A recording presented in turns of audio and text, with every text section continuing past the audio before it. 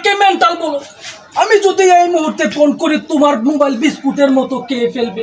শুধু একটা ফোন করবো, দেখবি নেতা চিনো না, চিনাই বুঝালো। তোমাকে আমার ভালো লেগেছে, কল দিলাম না। দেখো আমাকে নায়কে ঢুকানো যায় কিনা, আমি নায়ক হব। কিসের নায়ক নাই কি? আমাকে কি চোখে লাগে না তোমার? নায়কের মতন চেহারা, তুই কি বলিস?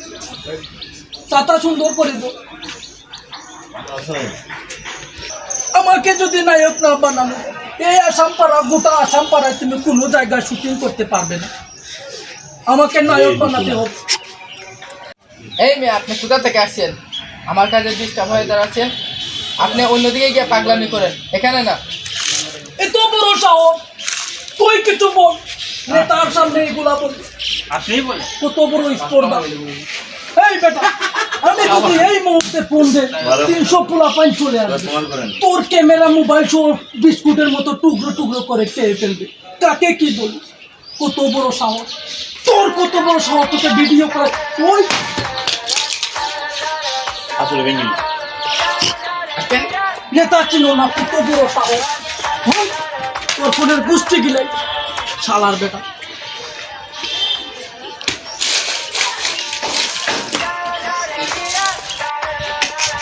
ওই উঠে দাঁড়া, কত বড় সাহস তুই! নেতা চিনোস না বেটা। আর যদি তুই নেতা চিনতে আমাকে নায়ক করতে, তোর মোবাইলটা ভাঙত না। তোকে প্রথমেই বলেছিলাম আমাকে নায়ক বানাতে, তুই বানাস না। আমাকে চিনো, এলাকার নেতা মানুষ। আমি যদি ফোন করি পোলা পাইন তোকে চিনে পেয়ে ফেলবে। আমাকে চিনোস? তোর তো মোবাইল ভাঙছে, যদি মাথাটা গরম হয় না তোকে ভেঙে ফেলবো সালা। হাই গাইস, আমি এহসান আবেদ। এই কাহিনী পরিচালনা, প্রডিউসার আমি নিজেই।